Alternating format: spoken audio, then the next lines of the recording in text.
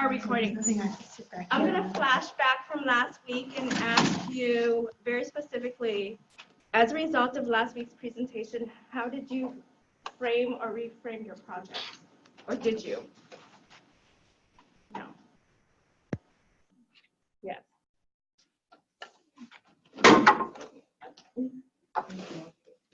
Like 2 seconds ago? No, like 2 hours ago, but still. So did last week's presentation give you any insight into what you want to do for your class project? Where's Nate when I need him? He's probably at home. I already had my idea. You have your idea in place already. Yeah, do you mean like shift it to another idea? Yeah, or shift it to tweak another yours? idea. Yeah. Okay, so I didn't change my idea, but when we were at Beers, who was it that was like, I'm gonna change my idea? Who was that? It was Nate. It was Nate. It was Nate, really? Yeah, because he wanted to then talk about telecommuting. Yeah, Or and so that was really interesting. Yeah. He had several options, but because he works from home and he saw the data that Marky had put up, this massive data that has shown like more people work from home now, and the term telecommuting has kind of gone away. Has it? I don't know. I don't hear it as much as now just working from home. Oh, well, Telecommuting, you're not really. It's a kind of a weird term. Like we use it every day at my at job. work. Yeah. Wow. I think it's good you still work for PA. You dinosaur. At 7%. Oh, I see. Is that it? Is it fuels or? Nice. She didn't even need any help. For what? Oh, guessing the dinosaur. Fossil fuel. Any takeaways from last week's class that you want to bring into this week? Or was it, did it seem like a month ago? So one of the things that I thought was interesting was we were talking about how many more people are moving to Portland, but how a significant portion of those people don't have cars. And are using other modes. Sure. Okay. Alternatives to driving. But it was only about half of them. It was a little less than half that are not coming with cars. And That would be huge. that it is huge, but still, like in the next 10 years, isn't that number supposed to double again or something like that? And if half of those people continue to have cars, then basically there's going to be, there's already pretty bad gridlock a lot of the time. Right. But there's going to be even worse gridlock. So how do you encourage those people to not bring their cars with them? Or actually my friend who I went to lunch with today, she's like, oh, my car got totaled when I moved to Portland and I never bought another one until I moved to Seattle. It's like, do we just go around totaling people's cars? That has happened on a number of occasions in people's lives, I think, when they realize they don't have a car and they live without a car for a few weeks or months and then they realize they don't need a car. You could do that in Portland. But are you guys familiar with the 20-minute neighborhood concept? No. Yes. Everything is within 20 minutes of your house? Everything is within 20 minutes. And so a lot of the planning and design is within a 20-minute neighborhood. Urban planning is really looking at central city planning. This is beyond, this is not just East Portland, but like central city. More and more people will congregate and live in the central city. And so when you create a community that is a 20-minute community where people can walk within that space, anywhere you need to go, then you don't need a car. You essentially don't need a car. But it's really interesting. I still have a car, and most people do. And most people will not give up their car if they have kids because it's really hard too. I don't have kids. I am a bike commuter, but I still have a car and I feel massive guilt about it. But I teach skiing in the winter, and so I need my car in order to get to the mountains. But every time I can take somebody else with me so that it's more than just me and my car, I feel so much better about it. I don't know how to deal with this situation. I am open to suggestions though. There is a bus that goes to the mountain. But it's Community. incredibly. No, limited. It's very early. I'm not like, It takes, I'm not gonna lie. you have to get out to Gresham on the max first and then take the bus. It takes you like 5 hours to get to the bus by bus from What's the that? central city. I'm already. Side out. So you have a comment, yes. Yeah, a comment, like one thing that like in a related note, which was very interesting, that there was a statistics on the slides that I believe it was approximately 50% of people commute to a different county for work. Yeah. So if that's, you know, like if like so many people like commute so far, two things, like, well, how is it possible, like the 20-minute neighborhood, like it's not, it has nothing to do with somebody being to a different county. And second, like why are people doing that? Like why people do not get jobs within the place where they live? So that's something I got very curious about. So that's economic development. That's bigger. That's job creation, economic development, and workforce. So that's going to be a bigger topic than just transportation. But now you can see how everything kind of layers onto each other and the impacts they have on how we travel versus where we live and how we travel. And it's bigger than just easily get on the bus and go to work, or hop on a bike and go to work. But what jobs are facilitating which type of work, and where do you live versus where you work, where you drop your kids off, or where you go grocery shopping, all that matters. So my question is like, why do people not live closer to their work, like to Because their their work is not jobs? available. But like, Close to where they live. yeah, but the people who move to Portland, let's say, right, so they don't have a place to live in Portland, why do not they move close to the place where they're gonna work? Like, I think that the problem is that like a lot of people don't take anything into consideration. You know, like I personally, like I've made my life so that like I live close to work, I live close to school, like I on purpose more where it's more convenient. I know that a lot of people don't do that because they think like, oh, like I can still drive. So like, how do we like suggest people like, oh, instead of like driving across to different county, just live closer to where you work? Sometimes you can't afford it.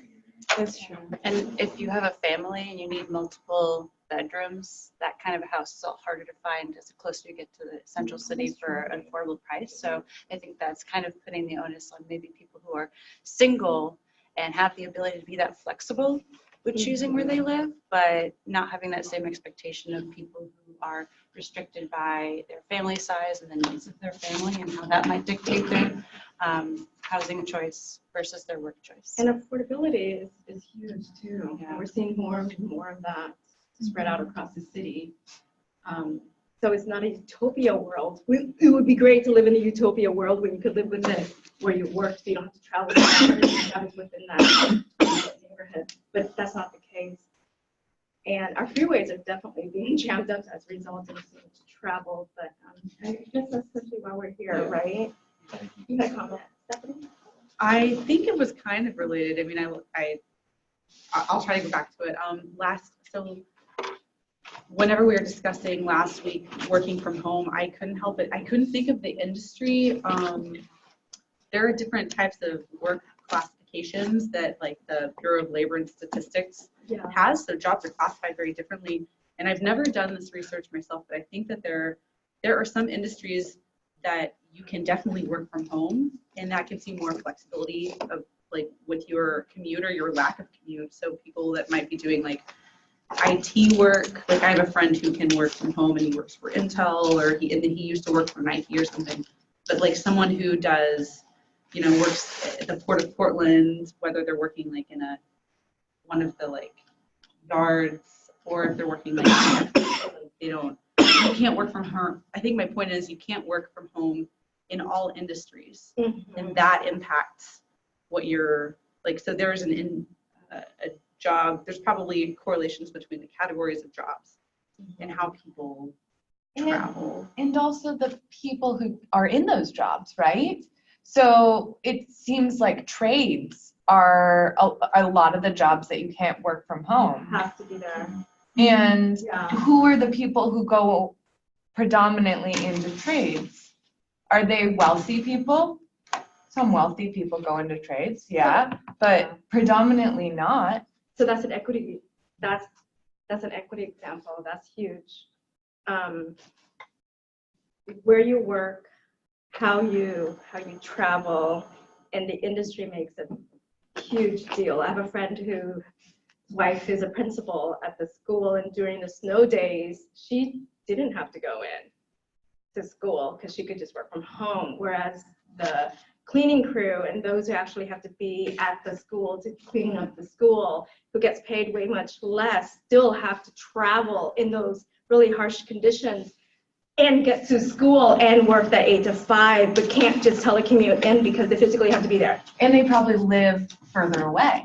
Yeah, so many, it just brings up, it's like a Pandora's box.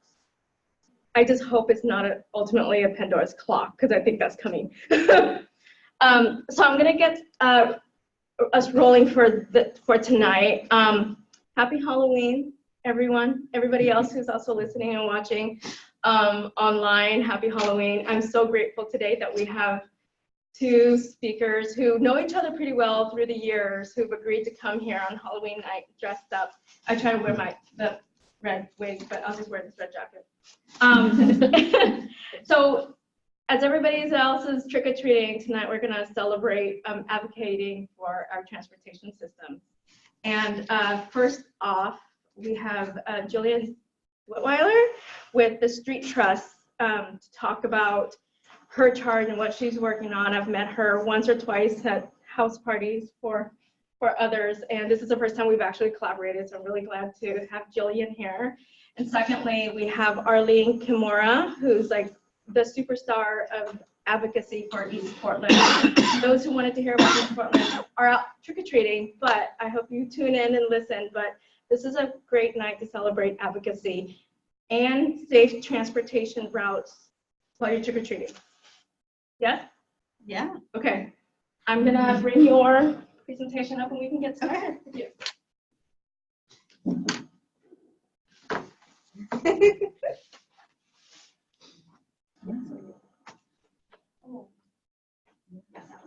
I do have a thumb drive, but Oh, you know what? I'm sorry, I forgot to tell you. One of your pictures didn't show up.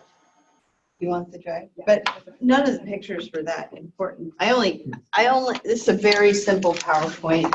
There are Okay. 2 pictures and apparently one doesn't really. There was one that didn't show up. And it said, what is wrong with this picture? Because there's not a picture. Oh, that one. Yeah. No, that's a discussion point. Oh, okay, never mind then. That's good. You're all good. You're good. You can get rolling now. It's all yours. Perfect. The floor is yours. That's funny. Okay. All right. Here's the picture. Well, thank you. I'm really happy to be here. I have known about this transportation class forever. And when I joined the Street Trust a couple of years ago, I thought, why are advocacy organizations invited to introduce themselves to all of you who are expressing, an interest in accomplishing things in your community around transportation? And, there should be an opportunity for you to know about organizations that might be able to elevate and leverage your work. And so I, kind of volunteered and I'm really happy to be here tonight. And, we've had several staff people just in my time at the Street Trust who've taken the class and benefited. How do I advance? Do you do that? Yeah, just point at me. Maybe. Next. If I can make it work. Are you on the PowerPoint? Sometimes if you click that second screen and then try the arrow button. Okay.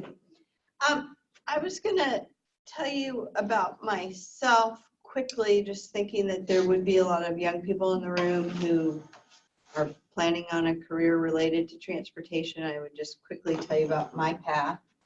Then I'm really excited to tell you about the Street Trust, what we do. And then the meat of the presentation is just walking through a recent win that we had at the Street Trust, which was getting protection on bike lanes on the Burnside Bridge. That will actually be going in this weekend. And I thought, walking through everything we did to make that happen could be instructive for your own projects. And then we may not have time for this. I just wanted to throw in an outline of how to tell your story if you're going to a city council or a planning commission meeting or, you know, someplace where you're trying to make an impact on a decision maker. In fact, that reminds me to get my phone and, oh, there's a clock here. So I need to finish up at what time? 7:30? Yeah. Okay. All right. The next slide is a picture of me. And so I grew up all over the country. I came to Portland to go to college in 1983. And I went to Lewis and Clark. I didn't know anything was happening in Portland. I was firmly ensconced in Southwest. I majored in political science, and so I moved to Washington, D.C. when I graduated. But there, I got involved with Habitat for Humanity, and I was working at an agency that did historic preservation. And I learned that there was this field called urban planning. And I thought, wow, you know, that really combines a lot of my interests in architecture and people and affordable housing. And so I went to graduate school at the University of North Carolina at Chapel Hill in the planning program. And that's where I learned that Oregon had the first statewide land use planning and that Portland was trying to distinguish itself. I was like, hey, I know some people there. So I returned to Portland in 1992. My degree, I specialized in housing and real estate development, and I worked for several years developing affordable housing in rural communities around the state. The grant money ran out. I went to work for a private developer who also did affordable housing, and in the meantime, I got involved in my neighborhood association. And I can remember very clearly a city council member, Gretchen Kafori, coming to our neighborhood association meeting and just having the sense that, like, oh, everything's so accessible here. And that was the Brooklyn neighborhood that I lived in. I got on the board of Southeast Uplift. And then through those connections, somebody told me that there was an opening for a job in a city council member's office. I applied, eventually got it, and worked for 6.5 years for City Commissioner Charlie Hales. I was his liaison to the Planning Bureau, the Building Bureau, and it was just a great way to meet people like Arlene. We were doing the Outer Southeast Plan then. And Jillian was always gracious. Please, everybody needs to remember that she smiled, she was polite, and she was very gracious. Yeah, and I loved, you know, you work like very long days, but the best part of the day was being out, you know, in the community at night. And then I could kind of tell that Charlie was probably going to move on, and I went to work for TriMet. I started in the transit-oriented development program. And when I left, I was the director of real estate, and my team acquired all of the property and relocated houses and businesses for the Orange Line. Then Charlie got elected mayor, and he invited me back to his office. I joined about 1.5 years in, and I was his liaison to what is now Prosper Portland.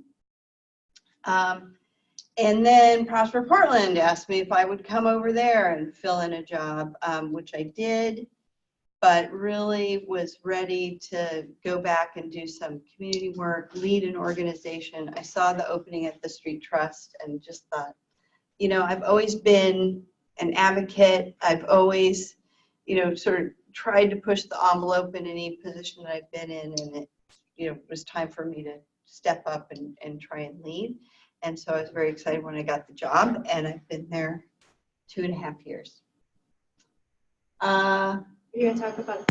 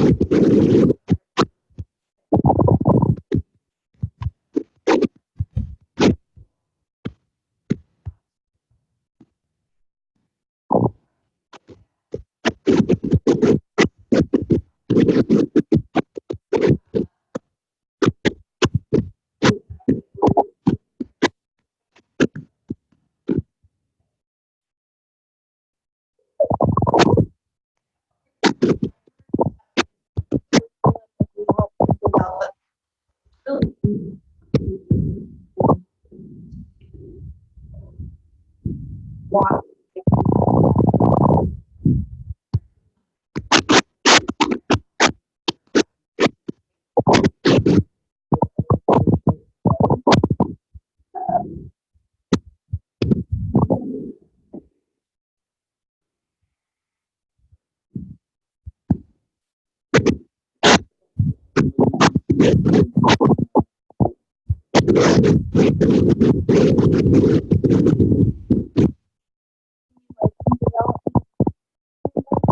original like parking code,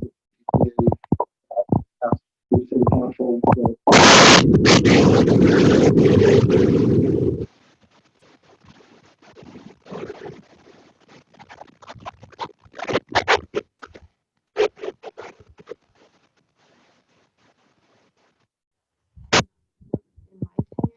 Robert, we offer a meeting for new bike laws.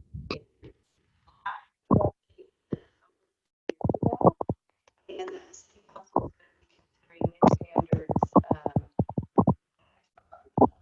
And you bring up a very important point that is passing the plan.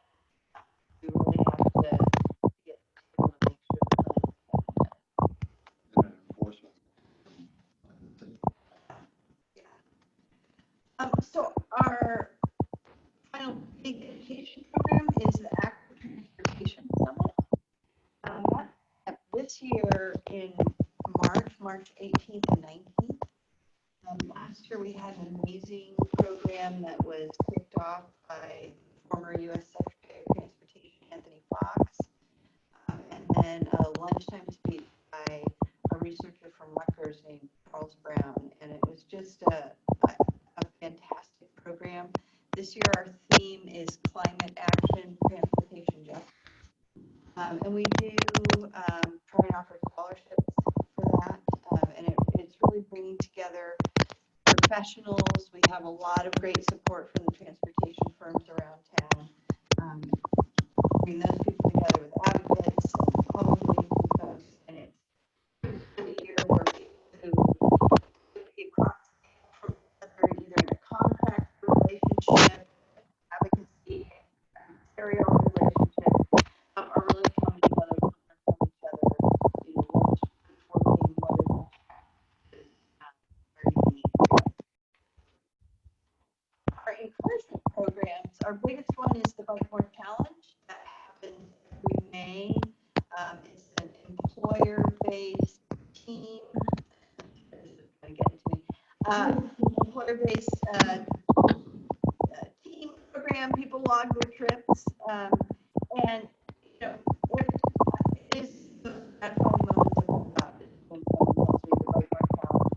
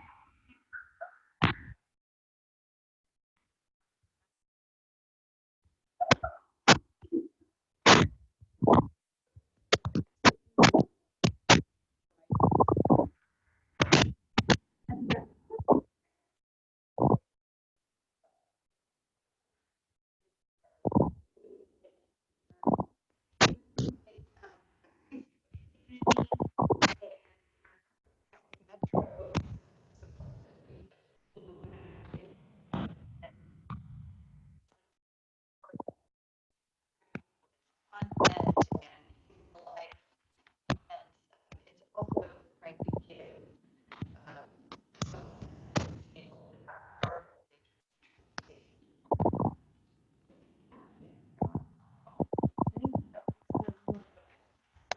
and there is a big gap in cycling, and we're trying to address that. Finally, advocacy.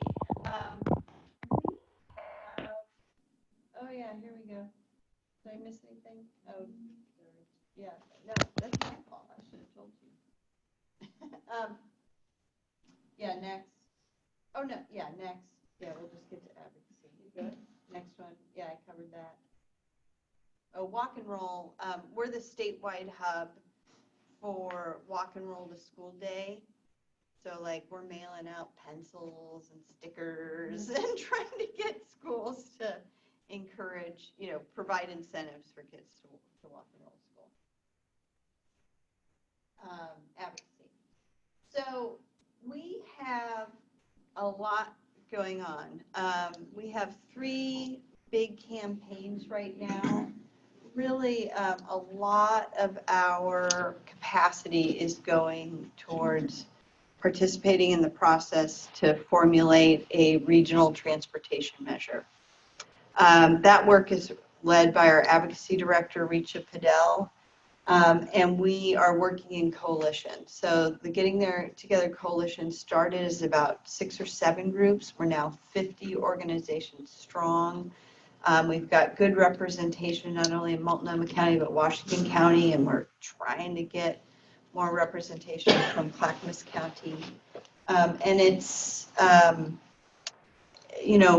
really trying to make sure that we are in touch with people who are least well served by our transportation system today, and desperately need better choices. And we really want to see a regional measure invest in those parts of the region with projects that will make walking, biking, and transit safe and convenient. So there are many meetings to go to and letters to write and testimony to give.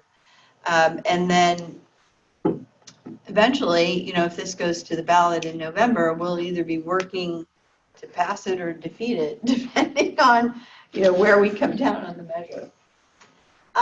For the last couple of years, we've also been working on a campaign called Buses Out of Traffic Now. We know that bus reliability and travel times are really discouraging people from using transit, and we need to give transit priority on our streets. And we're starting to see some of the payoff of the work that we've done on that. The first red lane that clearly designates transit priority, I think on Madison, went in yesterday. We're going to see a new transit lane on the Burnside Bridge when it reopens after this weekend. There's a new transit-only lane on Everett. Why isn't that one red? Well, they just got the approval to use the red. Oh. So it will be done probably in the coming weeks, weather permitting. Okay. And then we're working with Commissioner Udaley's office on, he would like to see this become more of a system. And then we've also supported, doing this region-wide. Many of these bus lines, are traveling across the region, and it's, folks who are traveling the farthest who are in most need of travel time. So, yes, sir. The first one was actually Maine.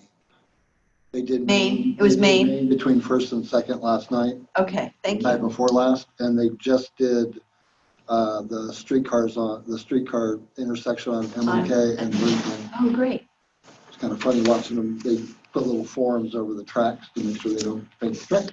Oh, I can't wait. I can't wait to see how that looks. Thank you for that. And then finally, our third kind of campaign area is Vision Zero. The only acceptable goal for traffic deaths is 0.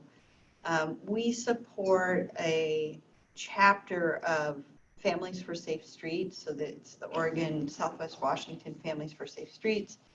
These are people who have lost loved ones in traffic crashes. They're trying to find meaning in that tragedy by preventing other families from having to endure what they have gone through. And, they come to advocacy work without the benefit of a class like this. I actually think Christy Finney Dunn, one of the founders, did come to this class. But I help schedule meetings. I take notes for their meetings. I tell them, what's going on in places that they can plug in. On November 13th, for example, the City Council is going to recognize the International World Day of Remembrance for Traffic Victims. in Portland. So Families for Safe Streets has been doing an observance of that on its own in Portland for several years. Now it's going to be an official day. And, you know, this has been a deadly year in Portland. And we need to make choices that will slow cars down, put vulnerable road users first. And so if we're invited to serve on a street redesign, you know, I'm there to voice the perspective of a vulnerable road user. I also wanted to mention the Street Trust Action Fund. Boy, I read a great book. It's called The Revolution Will Not Be Funded. And our whole system of foundations and nonprofits are really intended to make it very difficult for, especially for poor. They're intended to give control to people with money. You know, the tax breaks that you get for giving, the ways foundations enable rich people to defer paying taxes and, you know, give to causes that may or may not actually benefit a community. One of the ways they make it complicated is a 501c3, like the Street Trust, is limited in the lobbying it can do. So we formed a 501c4 to allow us to do more lobbying, but really importantly to be able to endorse candidates. A 501c3 can't do that. Donations to a 501c4 are not tax deductible. So, you know, for people for whom the tax deduction is important, you know, it makes the 501c4 less appealing, and it's one of the ways they're trying to disadvantage groups from participating effectively in political processes. But we've done it. We did our first endorsements last year. We endorsed City Commissioner Hardesty for the Portland City Council. And we also thought that the Washington County Chair's race was really important and endorsed Catherine Harrington, who's now the chair. This year we're looking at 13 really important races, some of which will be decided in May. And just the process of doing an endorsement is important. It allows us to put our questions in front of candidates, you know, to educate them, to engage with them, and then, you know, if they're really great, to bring to them some resources to help them get elected. In our case, it won't be a lot of money, but it would be, you know, some canvassing, mentioning in our media, and, you know, getting those transportation leaders and getting those issues in front of them, we think is a really important way to shape the future of transportation in the region and in Oregon. Okay. Any questions about that? All right, then I am going to describe, so I just described like our big campaigns, and then there's like everything else that literally I feel like I'm, you know, doing in my spare time. You know, we are more focused on, you know, big system changes. So, you know, like what would this metro thing, you know, start out, it's going to be a $20 billion transformational investment. And we've kind of moved away from a lot of site-specific work. But on occasion, you know, something comes to our attention that we just can't let stand. And that was the case of the plans for the Burnside Bridge. And I want to break it down into like how we discovered what was happening, then our top-down, bottom-up approach to fixing the problem, and how we were positioned to be effective. Next slide. Okay, so how do you even figure out, you know, what's going on? The city hosts lots of meetings. You can get on all kinds of lists to see what meetings are happening. Neighbors often get notices of open houses for projects that may be happening in their neighborhood. There's a lot of information online now. And then for deeper involvement, it's serving on a committee. And the Street Trust has a seat on the Central City in Motion Oversight Committee. That was a plan adopted by City Council, 18 projects that will improve walking, biking, and transit.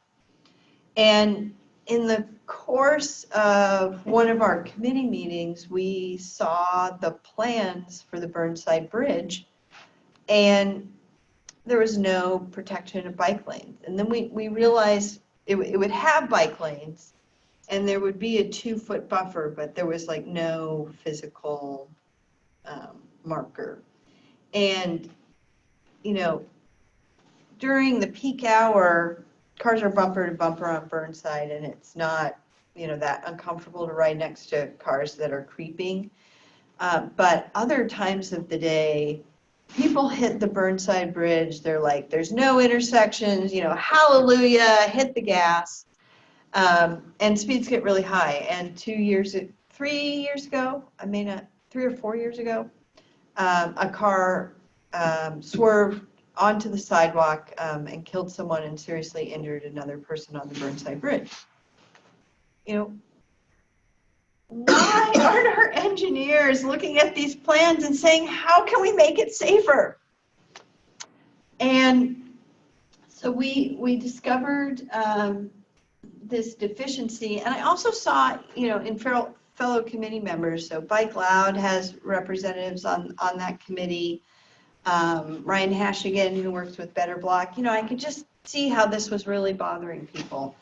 And as someone who is paid to do this work, when I see people who are there as a volunteer, I mean, I want to work for them. I want to make it easy, do what I can to leverage their interest and help us all be successful. So that's the next slide. So I'm now aware of the problem. The bridge, all the bridges are the property of Multnomah County, and it's Multnomah County that has been doing this bridge maintenance project for the last couple of years. So I start by calling Commissioner Jessica Vega-Peterson's office.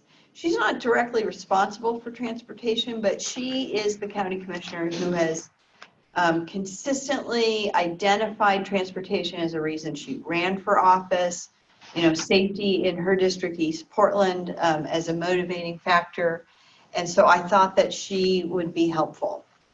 Her office was responsive, but they went to the transportation staff person, and that staff person was like, no, can't do it, sorry. And the staff person called me back and was like, oh yeah, you know, there's just no money. I was like, So I went then next to the project manager, and she sent an email that said, well, we've determined that it's too expensive.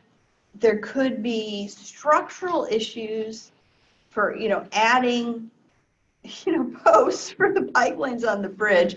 You know, this is at a time when heavy equipment's sitting on that bridge.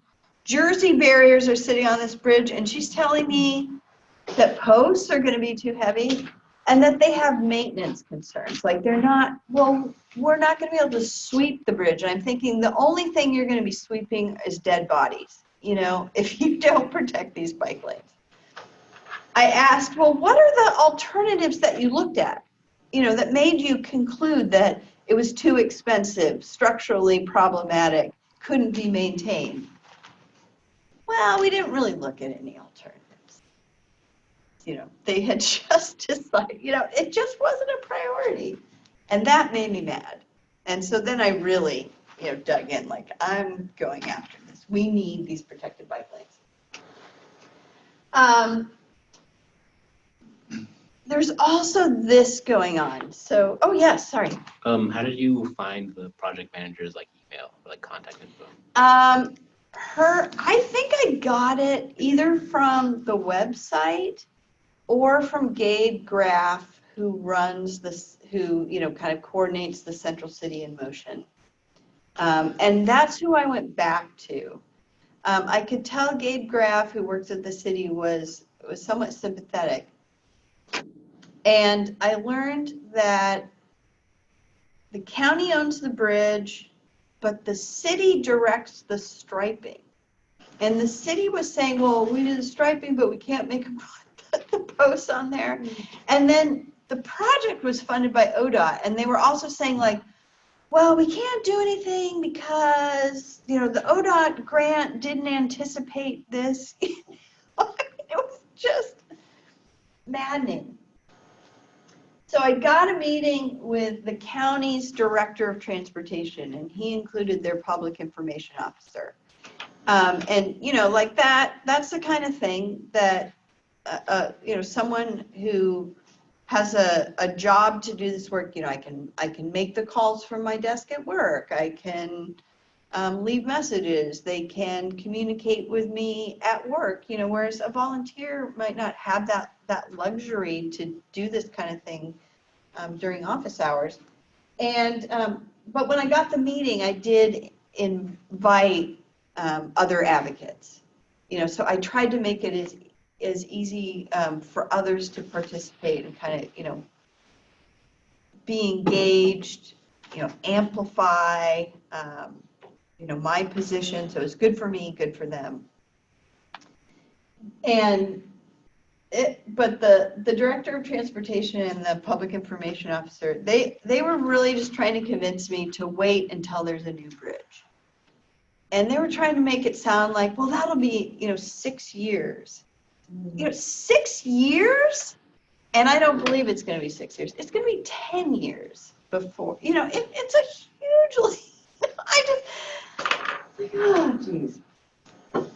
So then I went back to Gabe Graff, you know, emails, you know, setting up another meeting, and again, inviting advocates and trying to enlist Gabe's support. And I think he, you know, bureaucrat to bureaucrat, I think he was sort of opening the door and providing them with some of the technical knowledge that they needed, you know, like specs for you know, specifications for posts, and offering to let them use their street sweeper, which, you know, they have one, the city has one that's narrow. And so he was somewhat helpful. Next slide. But then, you know, I went back to Jessica Vega Peterson's assistant, and it really, you know, I think they very much appreciated that I had now worked my way through the bureaucracy. I wasn't just asking, you know, her to decree. I now had all the facts. I had all the emails that showed they hadn't looked at alternatives.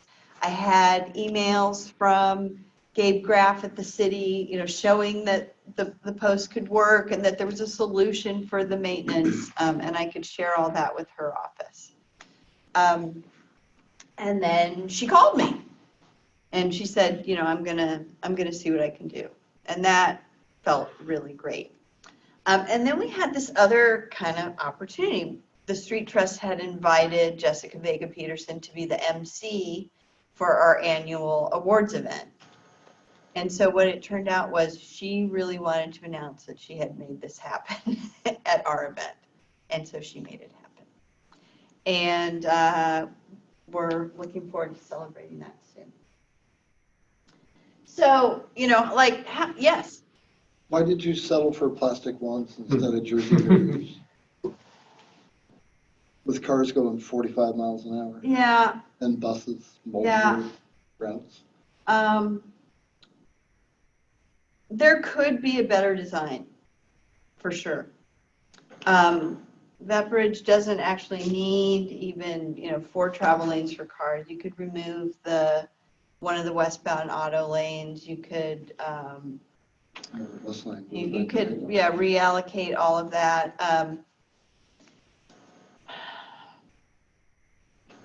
It wasn't a matter. It wasn't really a matter of settling. I mean, maybe it was. You know, we could still be protesting. I think that it's a big improvement. And they have kind of left open the possibility that it could evolve, that this was as far as they could stretch it while this ODOT funds were in play, which is not a very good reason, but I mean, because ODOT should also be looking at these plans and saying, how can we make it safer? Yes. On the related note, how effective are the flex posts against vehicles traveling at higher speeds? Right, so do they, because like I've seen so many of these flex posts just like, like laying down flat, like, so do they even protect? Yeah, and that, I mean, no, they will not stop a car. They will make the bike lane much more visible. I mean, they will make many incursions into the bike lanes will be avoided because of them. I mean, I think there is a lot of evidence to say that they are safer. They are not a physical barrier, for someone who's determined to cross into the bike lane. Going eastbound, bikes will be next to a transit-only lane. Hopefully those are, professional drivers. They are supposed to go the speed limit, and, it would be a much smaller volume of vehicles. Yes. They also narrow the field of vision for a car, which naturally causes drivers to drive more slowly. It's when you have a wide open, as you said, Yeah. no intersections wide open, your natural inclination is to speed. Yeah. So. Yeah.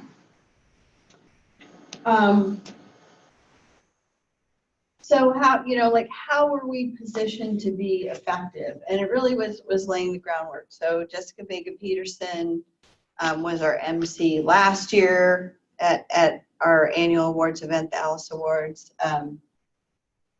So she had kind of an affinity with us. She knew she wanted to come back and do that again. She was someone I made a point of meeting with when I joined the Street Trust. We did threaten to protest. We never did, but I'm like, oh, we're gonna have to really elevate this. We're gonna need to. This is not going away. This is not going away. And then, since then we've tried to really be generous in giving the credit. I'm not like out telling this story, to everybody. I'm just, for the most part, saying, isn't this great? How this happened. And I saw the county issued a press release today that makes it read like they had this planned all along. And we are planning to celebrate. So, we'll try and do coffees on the bridge or, some sort of event to recognize. And, we're excited both about the transit. It is a much enhanced bike lane. And the posts are something that will just make it feel a lot more comfortable for more people. And everything's going to be done after this week? They have not committed to having all the posts in this weekend.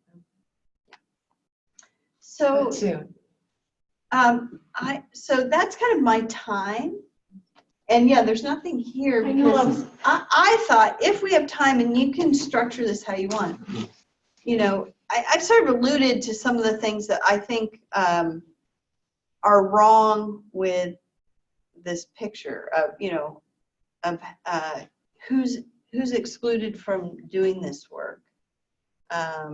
What does it take? So I'm trying to tell you how we made something happen, but I'm also encouraging you to think about the system changes we need to make, so that it's not just people in the know. I mean, it shouldn't be somebody who has spent, I've spent almost 9 years in City Hall. I ought to be able to get some projected bike lanes happening, but other people should be able to, achieve their goals for their community as well.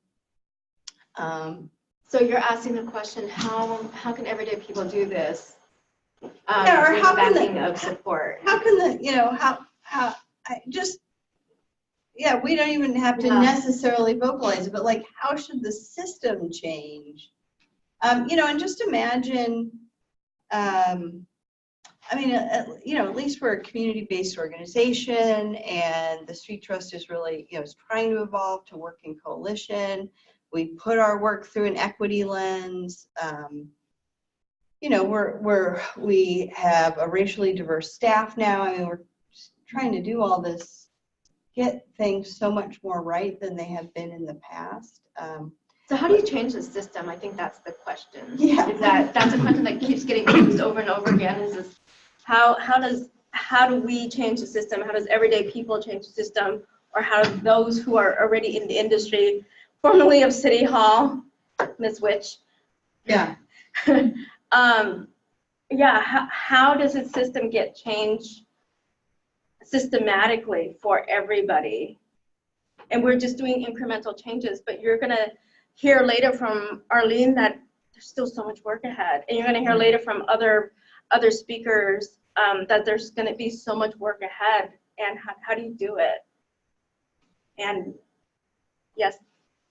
I wanted to, I guess sort of ask about that with respect to the Burnside Bridge project. You said that the sort of plan that came out initially was for no physical barriers along the bike lanes. Like who makes those initial decisions? Like on what level do those, because I assume things have a lot of sort of momentum once a plan is out there and being worked on. It would be easier if we started out with the vision that was more like what we'd like to end up with.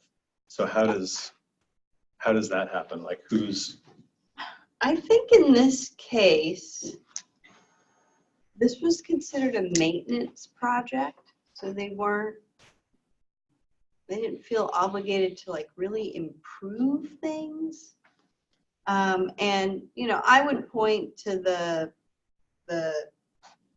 direction given to the engineer, that like the county and the city just need to send much stronger messages about prioritizing safety, and and ODOT too. I mean, of all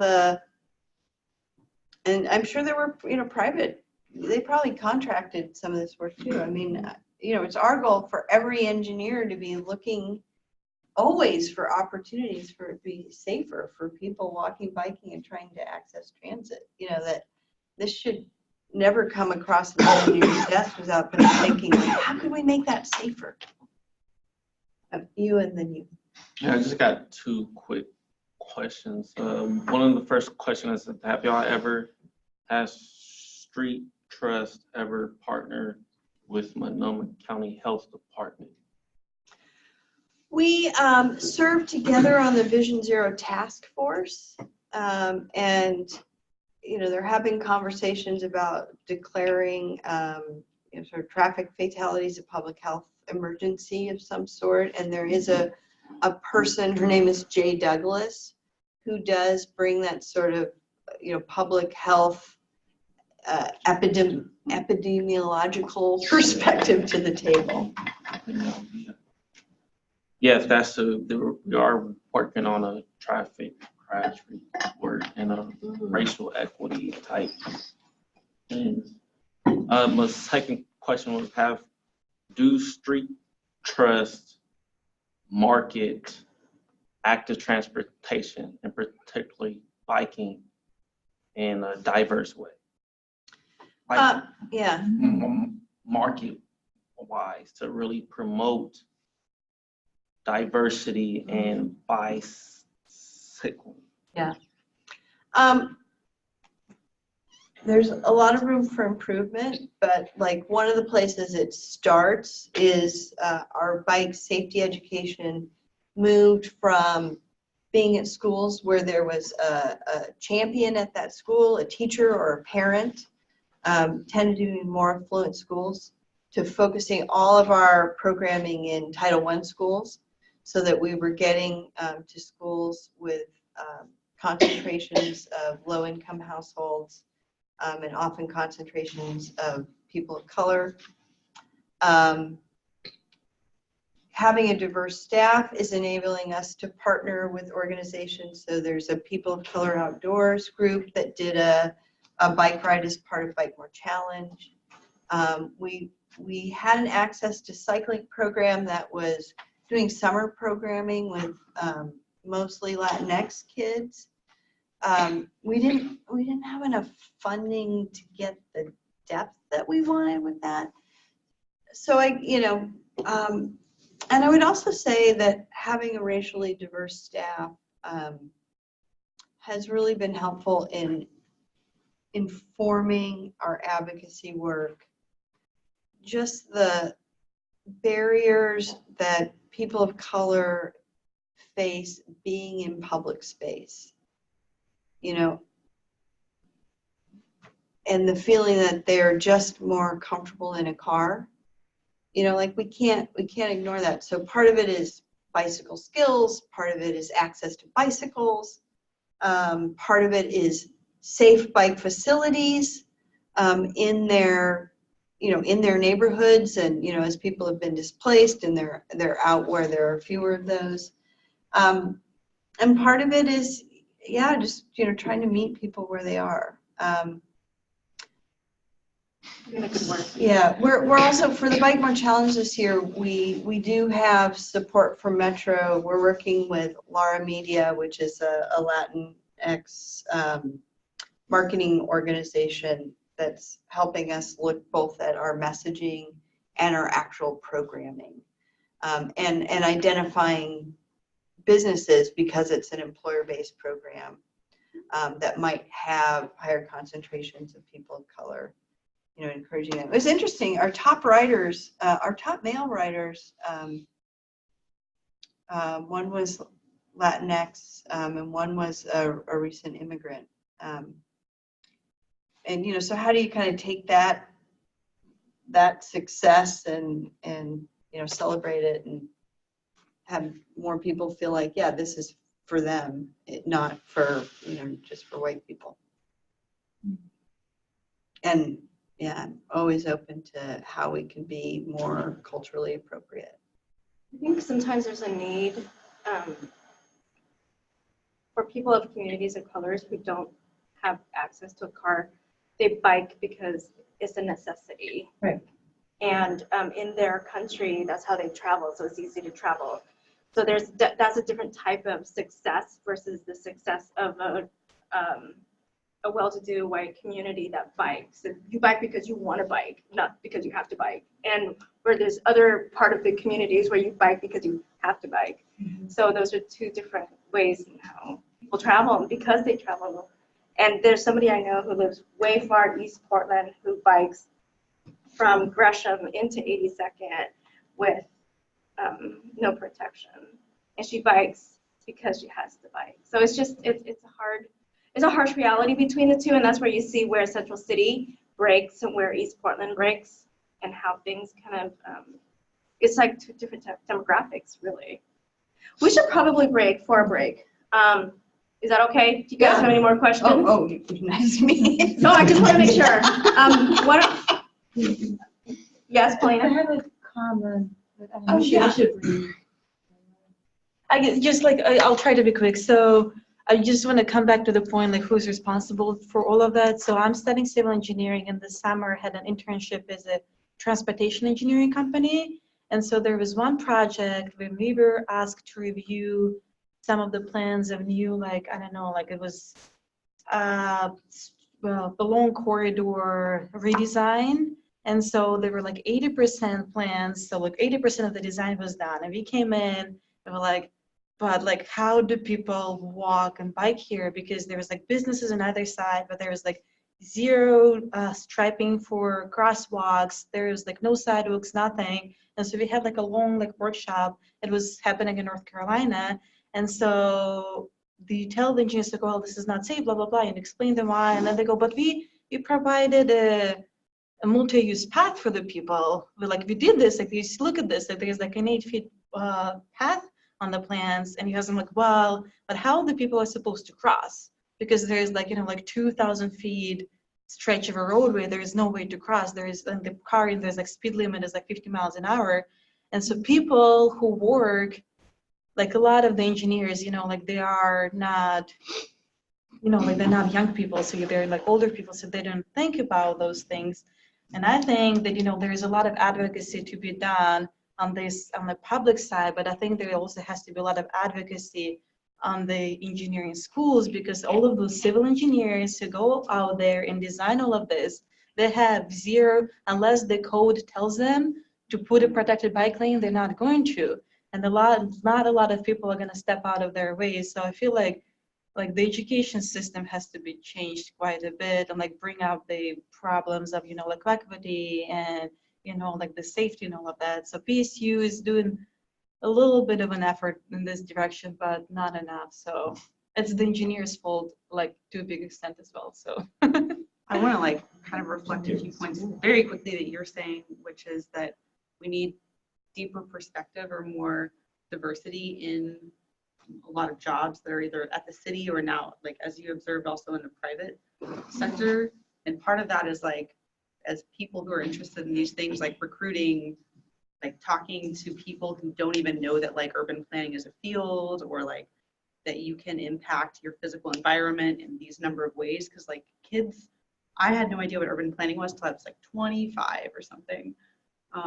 So part of it, I think, is also just having the conversations with people that aren't experts, but like talking to a 6-year-old about like, why are there these bumpy yellow things here at this intersection? Like it's about creating conversations and like little threads all over, so that, or directly talking to like, kids at the after school program you volunteer, or sharing your interest in getting like a kid or a young person excited about it, that can like grow up and like bring their perspective in later.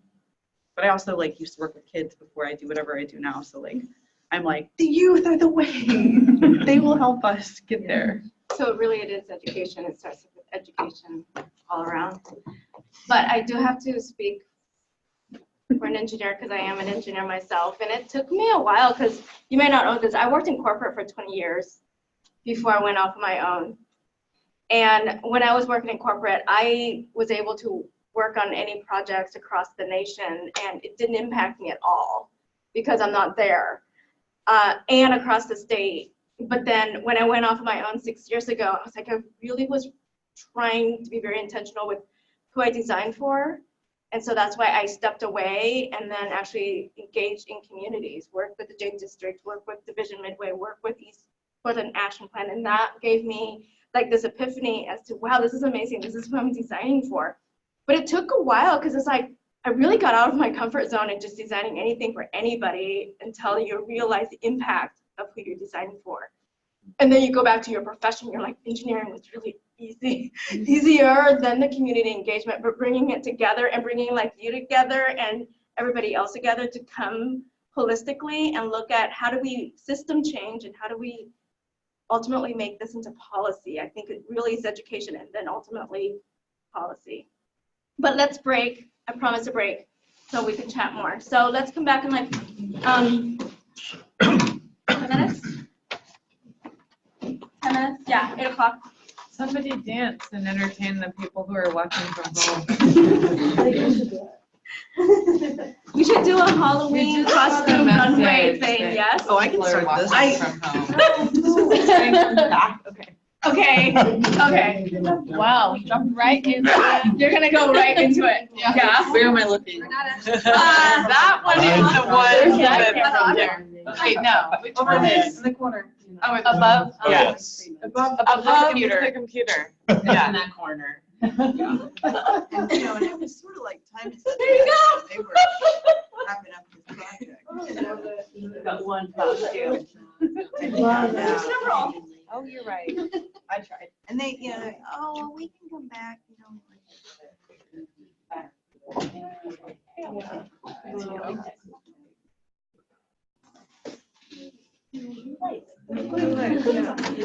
Just wear like run goggles. Those were all black. I'm very curious in the find out the next so about you Riding bikes. biking,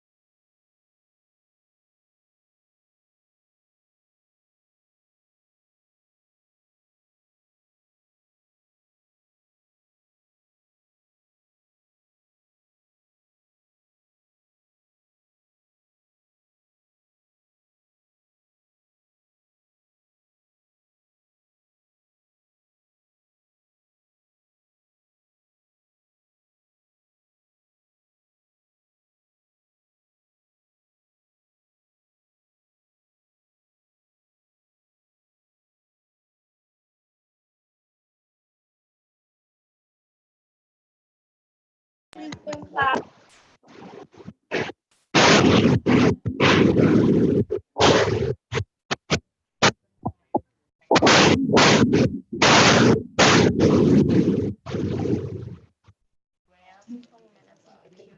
We don't want them to have there's no sidewalk project. Walking on the road. As I'm like, either a free service here, I want to keep it all these. Or is that today? It's really small. It's like.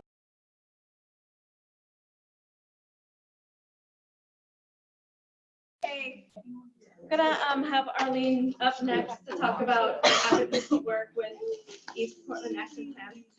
So actually the intent, what I wanted to do was a series of vignettes and stories of lived experiences from people who have gone through, who've experienced hardships, so to speak, in traveling, especially from East Portland. And these series of vignettes, at some point I'll get it down where I can invite people and make it all work out. But Arlene's our first like vignette storyteller, I'm gonna call that. Oh, it's a vignette story. Yeah, it's kind of a vignette storytelling perspective of your advocacy work. And then the following week, there'll be others. So All here right. you go. So very briefly, before some background, I'm actually a retiree, so I'm doing it as a volunteer. I worked for many years at a large multinational corporation, and I spent my time running capital projects. So I have a slightly different perspective than someone who's worked always in an advocacy or nonprofit role. Now, can you hear me? Because I have a tendency to actually talk way too fast, and most people say they can't hear me because I keep trying to be brief. But what I did want to do is I got into the East Portland Action Plan while I was still working just before I retired. And I've been working with the action plan since about 2007. So 12 years. I am no longer co-chair, thank goodness. And I just feel that I have moved on to a specific role in advocacy. I do work with Jillian Street Trust community member, Richa, and a couple of others on this Getting There Together T2020 Transportation Coalition Group. Transportation and traffic, along with parks and open space planning, should be a holistic and comprehensive approach to land use planning. Currently, it's not consistently considered in the context. Frequently, traffic and transportation decisions are technical decisions simply based on speed, the number of cars, the road conditions, etc. And before I want to continue, I want to say that all of the DOT employees, whether they're the County Department of Transportation, the City Department of Transportation, or the Oregon Department of Transportation, they are, with all good intentions, members of a community that has to report to a manager, and management decisions that are made by upper management and a political will. And so what should be a collaborative effort of the community, the agency, for an equitable outcome frequently becomes a subject of management dictates and budgetary considerations. And my advocacy with the East Portland Action Plan, and we know this, is that the only way you're going to make significant change is for community members to advocate at the political level while being knowledgeable about what you're advocating for, which is why transportation tends to be a technical exercise. And yet, if you have people who are interested, you can get them to understand exactly why you do one of the things you do. We have a lane project going in East Portland now, where the parking is on the outside and the bike lane is on the inside, simply because the speed is too fast not to have any kind of protected bike lanes. And it has gotten a lot of our community members a little bit upset because it's different. It's not what they're used to. And so we have a project going that says, you know, if you don't like it, you have to do something about it. So here's what you can do. Take charge of how long it takes you to get out. Come back in 6 weeks or 7 weeks. Bring me some statistical data, and then I can help you lobby with people. And that's a kind of advocacy that I feel is important for us to do as a combination of technical expertise, learning, being knowledgeable, as well as looking at the political will that happens. All of these things don't happen in a vacuum. And with all good intentions, employees are exactly that, employees that have to do the will of management. And so unless you change management and their political powers that be, you're not going to get any significant change in the shift in the how things are approached. It is also an acknowledgement that themes like looking at your objectives and your overlaying your equity themes with it are still a component at this point in time of any technical decisions. That the number of decisions in traffic and transportation are still considered for the most part technical, as with the county road. Well, we didn't consider it because we just really didn't, as opposed to looking at it, how is it going to impact people? I want to use this in that example. We had a bunch of greenway projects that were given funding, and we knew the greenway projects were not in the funding given to it, in and of itself doable, because there was just not enough money, but they were a down payment. And that was a down payment that went in for 5 or 6 years. And then earlier this year, the Peabody engineers came out and said, well, we have a project that doesn't have enough money. So we're going to take away your money and put it in that project because it meets all of our other goals. And we said, absolutely not. Why don't you come to us and tell us what it is that you want to do and let us decide which project you don't do or you need to do and what can we do in its place. One of the reasons that we like the Greenways project is for East Portland, because we have a lot of roads that don't have sidewalks. The Greenway gives you speed bumps, it gives you sidewalks, and it gives you safer crossings. For many of our residential streets, there is nothing, and while they're considered technically residential, they function as neighborhood collectors. And so their traffic on them is very heavy. And finally, with this kind of Greenway period designation, they are eligible for regional flexible funds. So the homeowner is not on the hook for all of that dollars. So that's one of the reasons we support that kind of designation. But Peabody said, well, no, we can't do that. It's going to take too much time and we have a deadline to meet. And we said, absolutely not. We cannot support that. We are not going to support that. Here's our counter proposal. You do 2 of our projects and you don't have to do the rest right away. They said, well, that means we don't get to do something else. And I said, I understand that. But I have a couple of suggestions about where you can take money away from something else that has a very large budget, and they could wait another couple of years. Jillian, I'm sorry, it's NATO Parkway streetlights. They're replacing the streetlights with LED lighting, but they're also replacing the signal, the extensions, $11 million.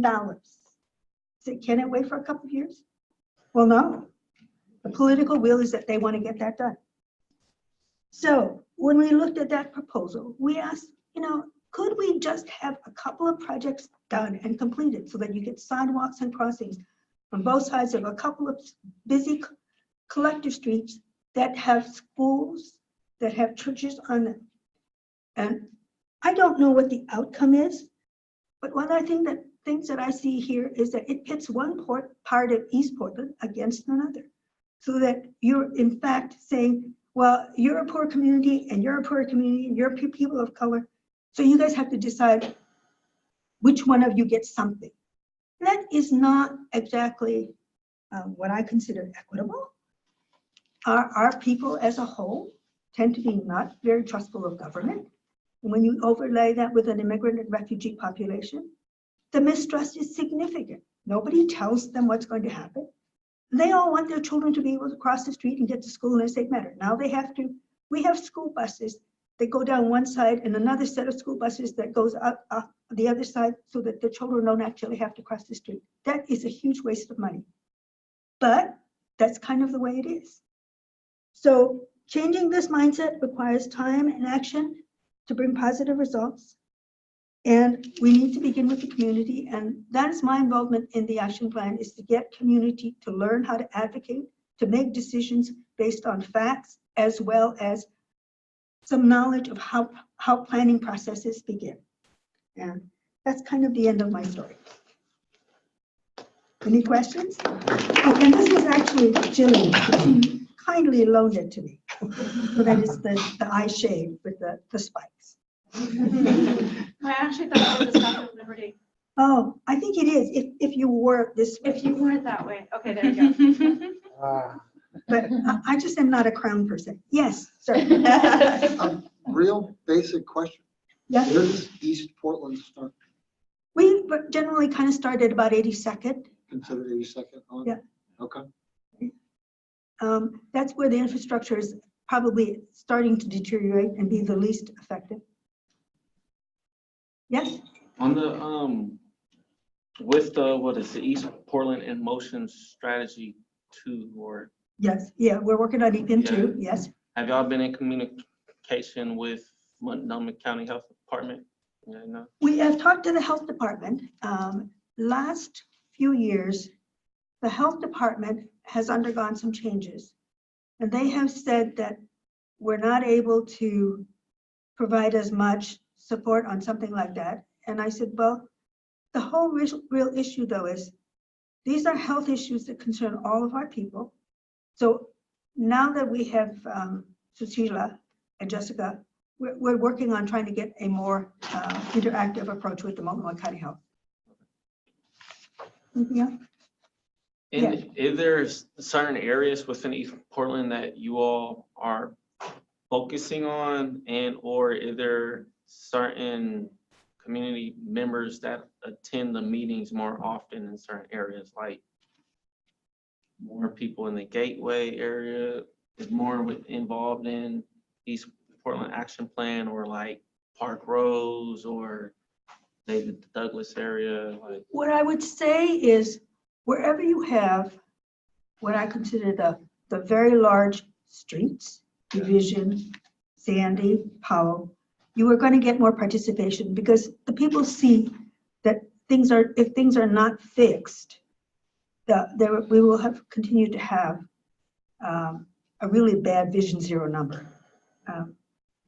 And I had one lady who came and said, I can't tell what we're supposed to do because on Powell, there's a line that's supposed to be for the shoulder, and before we got the $110 million from Janelle Bynum, and the cars keep going, using that as a right side, they go around the cars on the right-hand side.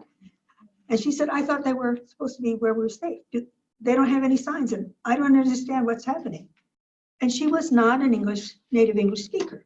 So it gets really hard to get that kind of information through. I have asked PBOT when they start changing over their traffic signs and to please use universal symbols instead of words. I've lived in Europe. I've also been to Japan. They have symbols so that people can understand what exactly they have to do without being able to read the word, because I certainly can't read the characters. And we're a little bit slow in getting to that thing. It's the thing that we had the creek settlement because of the ADA ramps, where we had to do this because you did major maintenance and you spent millions of dollars and you didn't rebuild the intersections so that they were ADA accessible. Everybody said, oh. And I have many senior citizens who have disabilities of one kind or another, whether they can hear better, and they're still having a hard time getting around. And when the traffic signal changes, some signals have the the audio tones, but you can't tell which street they're auditing on, so it doesn't do any good. And I brought that up, and they went, "Oh, now wouldn't you say signal for crossing is on Burnside or something like that? How do you do that?" I said, the technology is there. You just haven't explored it. And I attend a fair number of transportation seminars. And one of the things I do is when they have vendors there, I look at new ideas. So that I can say, well, now so-and-so has done this. They've done this in Dallas. So they've done this in Minneapolis, St. Paul. So can you think about doing it? And it is slow, and it is going to take time. I hope that community members are not discouraged, but the action plan has shown them that with a little persistence and some effective and pointed lobbying, you can get change done. It would be nice, Jillian, as would say, if they thought about it in the beginning, instead of having to have us lobby for it. But until that happens, we're just going to have to do it. Yes. kind of back to the end of the previous talk. Sounds like within your advocacy, sorry, I had with some teeth out today. Okay. Oh. Learn how to talk again. You run into the kind of the institutional momentum problem Yes. of the engineer who's a transportation engineer, but really they're a car engineer. And City of Portland has on the books that whenever a major reconstruction is done, that pedestrian and bike facilities are supposed to be added. But that doesn't seem to trickle down to the engineer. Like Burnside Bridge, oh, we have to add bike lanes because that's part of the city edict, but they don't even think about the actual people using it enough to put in bollards. How do you think we should change that institutional momentum? Well, how I suggest we do that is for PBOT has open houses all the time, as well as ODOT and any of those other places. Show up and complain about it and say, you don't have any bike lanes. If you don't show up, they're gonna assume you are agreeable. Even if it doesn't, and this is where it gets discouraging. I went 3 different times and nobody did anything about it. I said, I understand that, but they gotta hear it at least 50,000 times and start a letter writing campaign. Have all your neighbors send emails to the commissioners. Do this. Brentwood Darlington was very effective. They wanted a project done. And the city said, oh, no, that's not. They had 1,100 emails to city commissioners saying, you should do this project. Guess what? That project is getting done. So people have access to technology now. Some of it was probably not in English. And I said, I don't care. Send it. Just make sure you put Brentwood Darlington real big. Because they're required to read whatever is sent to them. And send it in whatever language you want to. And I'm trying to get more people to do that. It's less for our people who, a lot of them work 2 jobs. Going down and testifying is an issue. But if they can do it electronically, they really care about their community and their children. So they will do it. But you have to make it so that they have a lot of options available. And right now, that's really kind of getting the word out. I've been doing that for, 12 years now? And at some point, my daughter said, when are you going to really retire, Mom? And I said, oh, I don't know, maybe when I'm 80. Arlene is fierce. I've seen her in action. She gets her word across nicely. I'm very polite, but I'm very insistent. Yes. Now that you're not the co-chair, what have you found you're more capable of doing? Well, I can express my personal opinions, and I don't have to be tactful.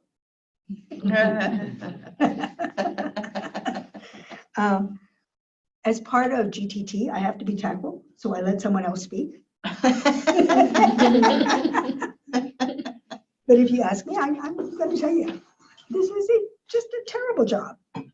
And I always try to make sure that it is not anyone's fault. It is a systemic approach to how we do anything. We have to follow the money and we have to follow political will. And what has been lacking for all of us who are just kind of ordinary citizens is there has not been a vehicle and a methodology. And I'm hoping that the action plan has shown that you don't have to be, a high-priced lobbyist to get your message across, as long as you're persistent and there's enough of you. Thank you. Thank you.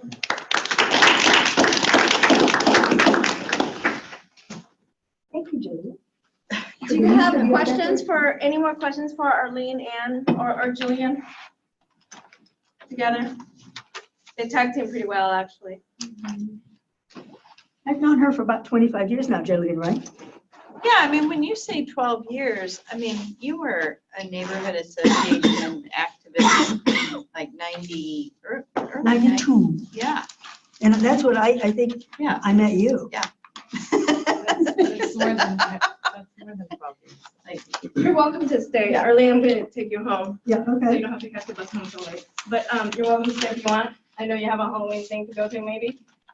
I Yeah, wanna, if I'm not needed, If I you're- will leave. I can stay if you need. would you like her to stay or not? I mean, you're just staying there. We're actually, huh? You've got other things to do than you should go. Yeah. Yeah. All right, and Thank you. let's see, What what happened to the sign-up sheet? And, you know, we're, of course, we're at thestreettrust.org. And, you know, if there's anything I or the organization can do, please contact me. Yes. So they're doing a major reconstruction of 60th and Halsey Signal. Oh, yeah. Yes. Yeah. The scope of the project goes from 62nd all the way down to 47th. Oh, really? And the car engineer Yes. has decided that, well, we want to put in a road diet. We're gonna take out the periodic parking, no parking on either side of the street, and just make it permanent car storage on either side of the street. This, 2 travel lanes, while completely reconfiguring the intersection so there's multiple lighted turn lanes and through lanes, et cetera. But they won't even look at doing bike lanes on that section of Halsey, even though the bicycle master plan says that that's a future potential to do it. Yeah. They say, well, Tillamook's 2 blocks down, so why don't you all just go over and ride on Tillamook? No. Who's in charge of that? Like, who have you, do you know who you've interacted with? Is it Dan Layden? No, it's a woman, Nicole Pierce. my name's escaping me. off the top of my head. I'll Google it and I've been to Yeah. all of the committee meetings and questioned the engineer specifically directly and the project manager, and they're like, well, nobody really wants it. They can bike over on Tillamook. I'm like, I bike 5 miles a day and would love to have a fast trip down Halsey rather than having to do this through the neighborhood. right. If you Yeah. build it, they will come. All right. I will poke around on that. But Thank you, Jillian. if there's like I'll poke around, but email me and, you know, if you can help me stay apprised of like when there might be a decision point or something. They're still in design review, so Okay. there's still plenty. Okay. And their whole plan to do the 60s bikeway that runs down 62nd. And if you've ever been on that street, and there's no repaving of the road. to On make it a bike. 62nd? They're gonna put like a greenway, so if this is 60th and it does that jog to 57th, I'm on 57th and like Hancock or Broadway. So I know what you're Have talking you about been too. to any of the Rose City Park meetings? I went to the open house like maybe 2 or 3 months ago. It might have been. I've been longer. going to all the transportation committee meetings. Unfortunately, I haven't been able to go because it's Thursday nights. So you're Anyway. busy learning about. I have been. It's It's because Peabot's plan to distract you by creating this class. Well, part of the problem is the neighborhood association themselves, the transportation committee, when they did one of the final suggestions to Peabot, was they wanted to continue it all the way up 62nd. And they wanted to dead end it at where the park is there by the school. And the bicyclists walk their bicycles up the stairs. And this was from the neighborhood association. Yeah. So is that your project? Or did you decide on something else? Because I want to dedicate this time to talk about projects, because I promised it last week and did not happen. And I think this is a good time to talk about next steps for projects. I want to do a more overarching project, but this is something I'm still doing. So Okay. I guess I'm doing 2 projects for Okay. class. So the homework, let's bring up the homework assignment, what was due. Thank you, Jillian. Oh, you're welcome. And Arlene. Just made it. Okay, so what was due for this week was to identify your possible solutions. I have to bring maps.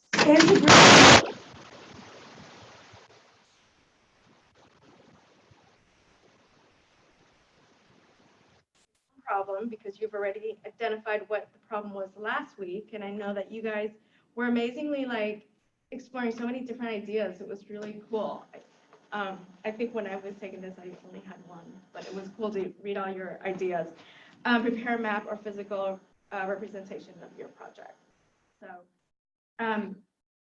do you guys want to kind of share maybe just some popcorn as to what your project is with each other, or if you guys have ran into kind of obstacles?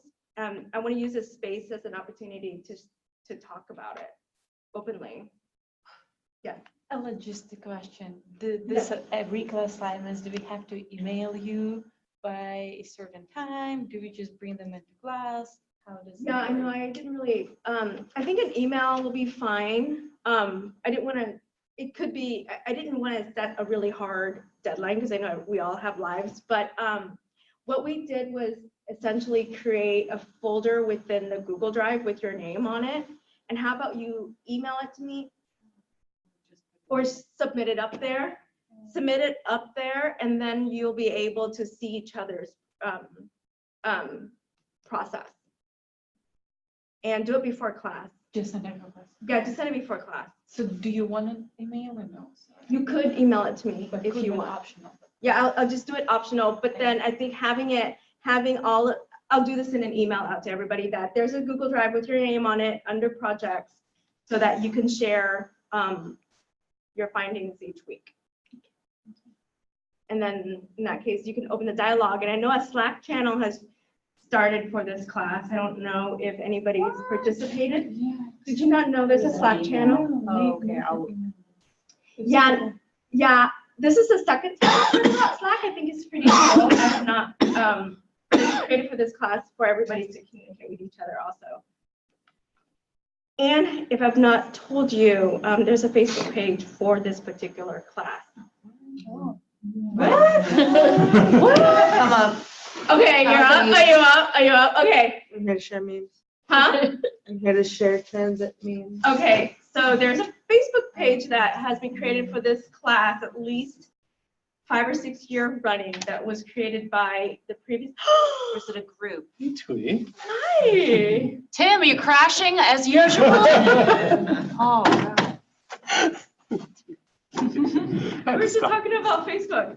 And then we're going to go back to projects. But the former instructor of this class gave me permission as an administrator to add anybody that I want on who's taking the class currently.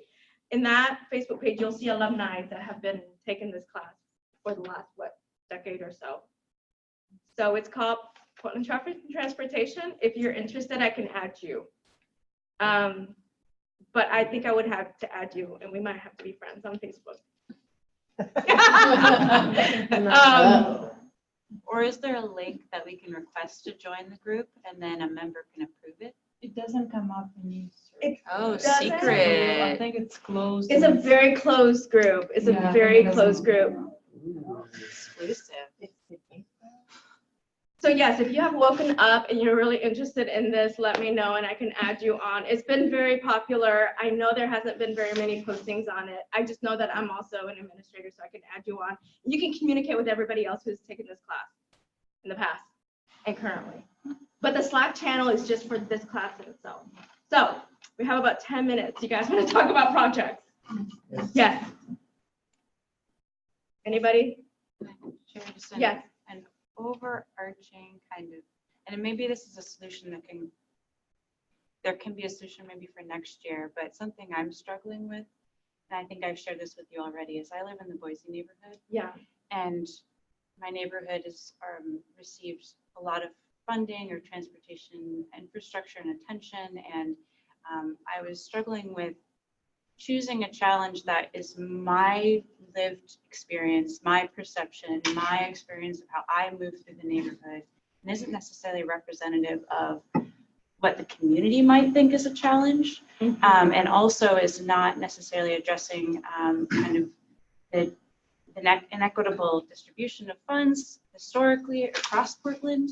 And so like I struggled with an issue that address in my community, because also it's like, I don't want to be like, I'm going to go to East Portland to find a challenge because I don't know East Portland, and to sweep in and be like, I'm going to solve the problem for you, and I'm a topical expert. And people don't like that. Yeah, well, right? so I know that. I struggled with Yeah. this, White having, savior. yeah, centering my project in my community because it's my experience, and I don't know, it just kind of, I was struggling with that, which I know, like, It's just a struggle to have. yeah, it's just a class exercise, which I also want to emphasize that. Like, I understand it's just an exercise, but like, then I went to this whole like crises of like, oh, I don't really like, do I really need to have this? Like, I don't know. I would have rather have contributed my time and resources and knowledge in researching an issue for someone, for a community that maybe there was a problem. I don't know. Yeah. Does that make sense? That would have made it a group project, maybe having, coordinating with someone else. But just sharing that concern, I just kind of felt very selfish or insular almost. But again, that's me overthinking it. So That's really good feedback, because that was one of the things I thought about when I was putting together this class, is those projects are very individual and they're very self-serving. Yeah, that's kind of, yeah. And then there was a part of me is like, maybe we should do a group project where you could like help plan a system for everybody else. But I didn't get to that point because I still wanted to keep the legacy of the individual projects. Thank you, Bill. Let me think about that. Yes, you had something. Yeah. Are you interested? No. Yeah. Okay. No, I didn't. Sorry. Yeah. Anyone else want to share about their project? I don't. No, you first. Okay. I'm thinking of doing difficult or little access to electric vehicle charging infrastructure. Okay. Because there's very little public charging really available. And like, you also can't, people who own a home maybe can charge in their home or the garage, but it's not available. That's not an option for people living in multifamily housing. So that's what I'm gonna do. Are you familiar with Ford? Yes. Okay. Yes. I can help. Okay. Yeah. Actually, I just had a comment about your topic. My little brother, who just graduated business school, his like capstone project was a company that it's like through AAA, and they basically, if you run out of charge, they'll come over to you. I don't know, it might actually be a real thing around here. Yeah, you can do that. But I thought it was a good idea for making charging more easy, and you don't have to find the one charging port that everybody uses. Yeah, there are models, there are third-party companies that have created possible models. I'll take 30 more seconds. Will go to your will go to a large workplace and like go around, and it's like a subscription. You can sign up to have your car charged for you. But like, no, I don't know of anything like that that's deployed in Portland. Maybe there is, but I don't know. Smart cities. Making our cities smart. Yeah. When we actually present our presentation within these 3 minutes, do we like PowerPoint? Can we do handouts? Can it be however we want? I gave you an option at the beginning. You could do whatever you want. You can do anything you want. You could do a PowerPoint presentation, or you could do a poster, or you could do a handout. I've had some of my students bring treats at one point, like popcorn. It was kind of random, but it was kind of cool too. What's the potluck? You do a potluck for that? Yeah. I've got a popcorn. You want to? I thought it would be cool if you do potluck. I want Do you want to do potluck for December 5th? Yeah, I like that idea. Okay, so we have food. Yeah, let's do that. Okay. I did a sing-along once. I think I'm totally cool with that. Michael, are we good with that? You think? I think so. I think it would be fun. We'll just think through how to like turn down the microphone so they don't have to hear us chewing on Maybe there's like food breaks. Maybe food breaks are good. Yeah, I like that. Before Before or after. Yeah, so we've invited our. And I don't think people are in the classroom right before, so we could, maybe Convene beforehand. convene or set up early. earlier if you're able to come a little earlier. Yeah, I like that. Yep. So we, our director will be coming, Yes, Director Warder will be here. and Jamie June Hemmel from Yes. Commissioner Daly's office. Yes. will be here as well. And I figured out the math. 3 minutes per person, if everybody does a presentation, we'll be on target. So we'll be at 1 hour and 21 minutes. I know, I'm an engineer sometimes.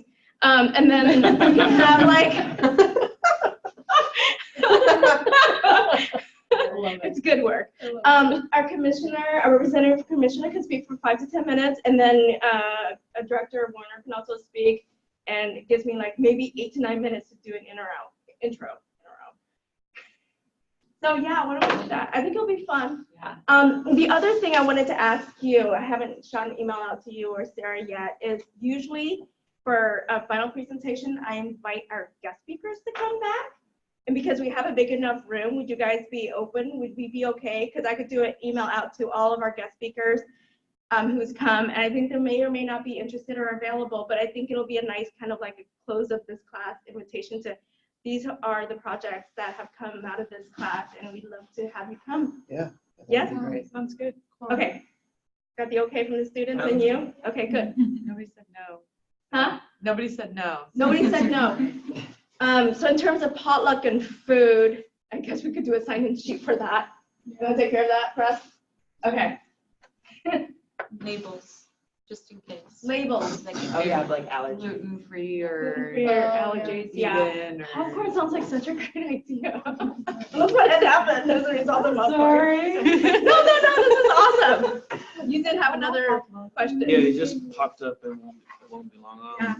The outcome of our project, will it lead to what?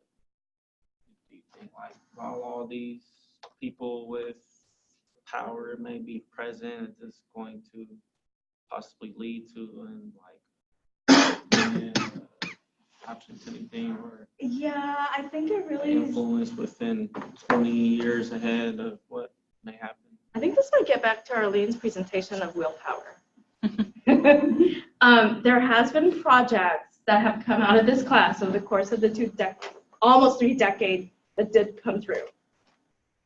And I don't remember which in particular, but that was essentially the reason why this class started 28 years ago, was for you to advocate for a particular project and actually figure out the necessary steps to get there, and then ultimately get it implemented at City Hall. So we are inviting the powers to be, and I also need to remind Earl, or actually re-invite him to, he's never reached out to me as to when he can come, but maybe the finals would be a good opportunity. There's also talk about the field trip as well, and I don't know if you guys are all still interested in a field trip. Did we mention it to you, Michael? I saw an email about Yeah. it. Huh? I mean, I've seen the email. Yeah, so in terms of change and then possibly engaging our congressman, I want to also offer him the finals week and the date that we decide on the field trip. So those are good options. Anything else I'm missing? Books. If you guys had the books, bring them so we can still circulate them. I think I have your book still. Okay, no, that's fine. We can It's my circulate card. for the quarter. Yeah, can I want to circulate that. Anything else you want to discuss? Can I say something real quick? Yes. I would really appreciate if maybe week 7 or week 8, we would put up maybe our map and a paragraph of our project, and we could see everybody's project and we could get feedback from the other students. Okay. And see what people have to say. Maybe hey, it's a good idea to reach out to this person, or hey, have you thought about this? It could be as short as 10 minutes, but if people are interested in that, I think that would be really nice to get a couple eyes on everyone's project. Design review. Like a design review before the presentation? And it can be really short. It doesn't have to take much time. Yeah. When do you want that? When do you guys feel like you'll be ready for it? I could build that into the class. I think next week is going to be really busy. Let me look at What about week 8? That's too soon. Week 8? You want to do that week 8? What do y'all think? Should we do a raise of hands? Make it a little early so we have time to adjust. Okay. Like 7. Should we do a blind vote? Should we close our eyes so people don't feel? I mean, it's up to you of how long is the schedule of things. Wherever it fits the schedule, probably. So we can get feedback at any point, just like. I just know the next couple of weeks will be really busy, then we have Thanksgiving. Even the week before the project would be best, so that we can really think it out. Thanksgiving. That's gonna be the week of Thanksgiving. Oh, let's do a week 8 then. Yeah? I'm sorry? Can we do it week 8, or is that not possible?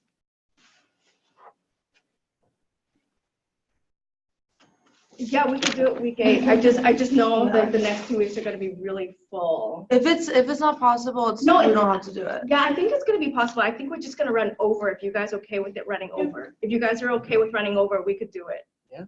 How about we Then do it can be this? optional, right? How about we do this? No, I want to make it happen because I think it's really important. How about we split and do one for week 7 and another one for week 8?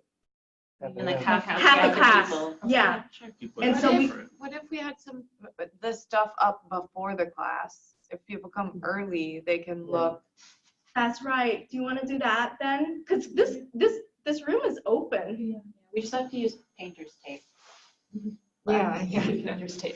Yeah, you can. We can bring some like blue painters. Yeah, we could bring, I could get some. I could totally get some. So how about, oh my gosh, so we're week 5, week 6, work on your project. Week 6 is next week, so it's gonna be a busy one. So how about we do a split week 7 and week 8? And whoever's ready could.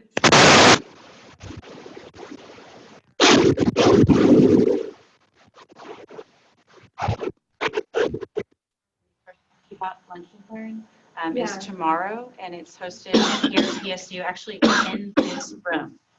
And it's hosted in conjunction with my organization. And tomorrow's is on the next steps for neighborhood greenways. So if you are considering neighborhood greenways or something about that in your project, tomorrow's seminar could be helpful. It's streamed online, it's recorded, it's posted online afterwards. So all of our seminars are recorded and posted online. So if there's any resources you're looking for that might have to do with transportation research to back up anything you want, I probably have a seminar for you that you can watch. So you can just let me know. But I just thought that was relevant. Thank you. Tomorrow's seminar. So, I used to go to those. yeah, they're all online. They're all online. I just watched last week's. Oh, yeah. It was The congestion pricing? Yeah. Yeah. If you don't already know Tim Davis, Tim, you can introduce yourself. He's like the transportation advocate in the city. Hey guys, I just wanted to just stop by because it's been so long, and I'm just so excited about your class. And I know we talked about it a couple times before, like when you were in the planning for it, and it's just it's so thrilling, and there's much more of a diversity component, more East Portland, inclusive aspect to the class. I just think it's absolutely wonderful. I'm just super happy for you. Thank you. Tim's your hero, really, for advocacy. the Kool-Aid man of this. Someone says transportation advocacy, and you come through the wall. How did you know it was this class? Oh, what's that? You can smell it. He can smell the transportation advocacy. Yeah, it's He's been something- traveling all over the world. I've been following you on Facebook. Yeah, and I just got back into town and just wanted to thank support you. you guys. Yeah. Thank you. Thank you. So, yeah, that was a lot of logistics for end of class.